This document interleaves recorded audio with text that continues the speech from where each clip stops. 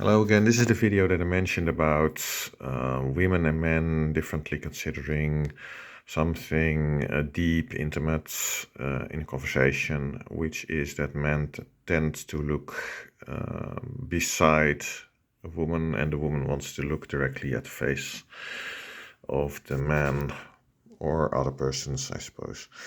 And there's a reason for that.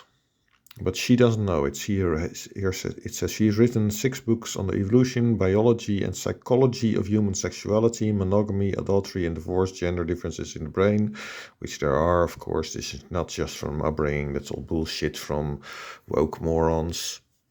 Neural chemistry of romantic love and attachment, blah, blah, blah. Okay, it doesn't matter. Psychology of human sexuality, psychology. This is also about psychology, of course, although she's a biological anthropologist.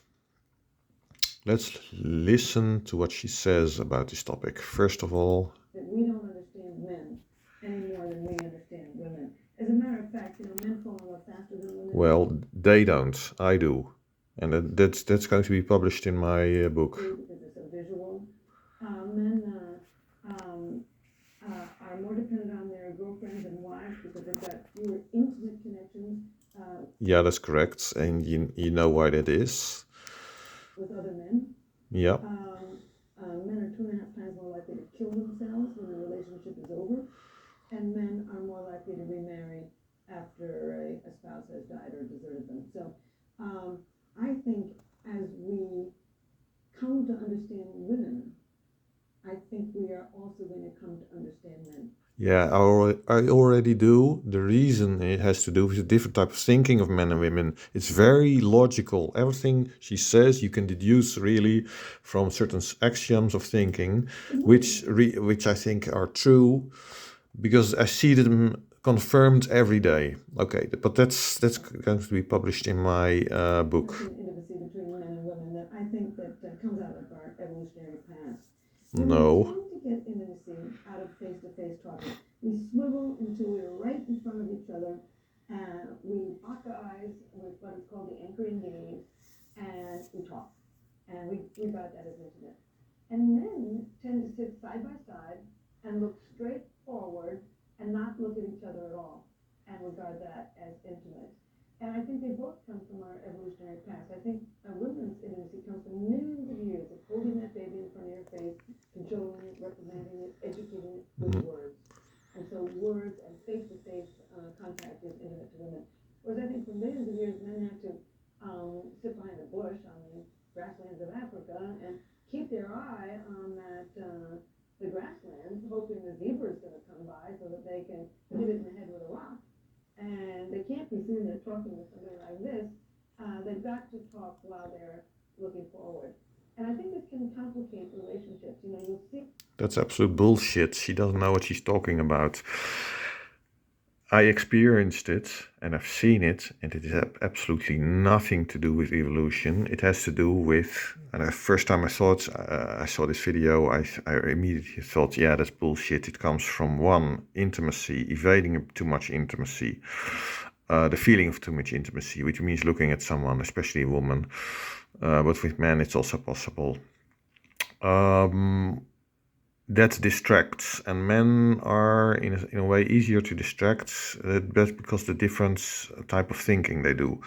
Then you have, I felt immediately it was to concentrate on what you want to tell. And then you look not at a person, because that takes away attention. You look at the face, the facial expressions that change, etc. Take away expression, then you might lose your track. The track that you want to go to of all the possibilities. So you want to concentrate very much if it's important, and this is what causes that. And I know this also because I thought a bit later, yeah, I've had this experience actually with a woman, and I wanted to say something to her. I was talking to her, and I wanted to be really precise about what I actually meant. So what happened was, and I was aware of this at the time, I looked not to her, but beside her, to the ground. And I knew this was happening, and I realized also why I did it, and it was to concentrate. So I continued, even though I realized, and I felt, yeah, maybe that's not what this woman would want, but it's for me was the thing that I needed to do to not make a mistake in something I said. You want to be really careful. And you can see this in men in general, with women, but also with other men talking.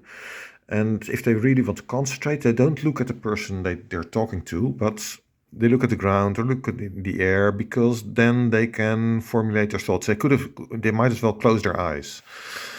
And I will give you an example here. But first I will tell you how to know that this is not correct.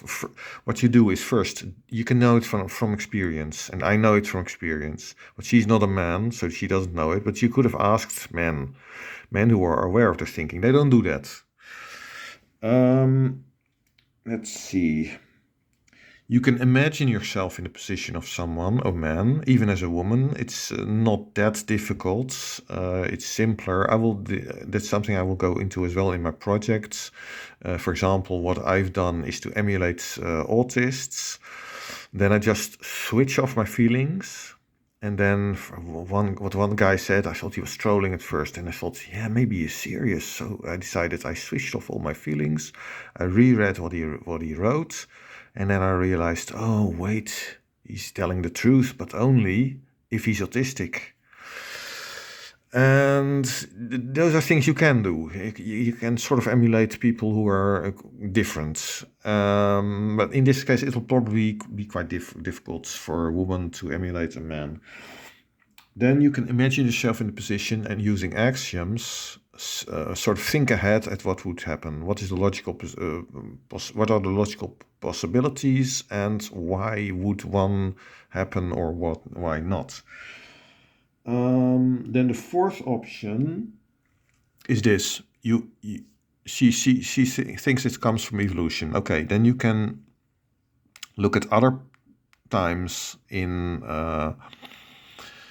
what men do. Then they suddenly should be not looking at what they're doing, but staring into the distance, because there might be a zebra coming that they need to kill for food or something.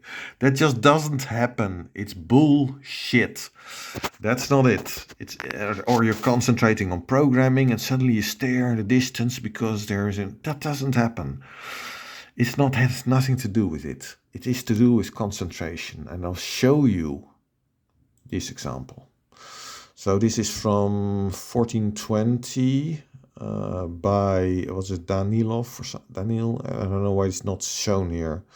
Russian student spoke his mind. I think it starts at about 10 seconds. Now you need to look at him. So he looks at the interviewer, right? Now look at what happens. So there's here this interviewer, and then he asks him a question, and then what his eyes are doing. Что в войне с Украиной виноват Украина. Вот часто я спрашиваю людей, мне говорят, что, потому что Зеленский, в отличие от Путина, не хочет прекращать ее, не идет на никакие мирные переговоры, а хочет, чтобы украинцы продолжали умирать. Вот, согласны ли вы с таким мнением? So he was looking at the interviewer all the time while the interviewer was talking. But now he needs to think and answer. He's already looking here. He's still looking, and then there's a brief look down, up, brief look, up, brief up,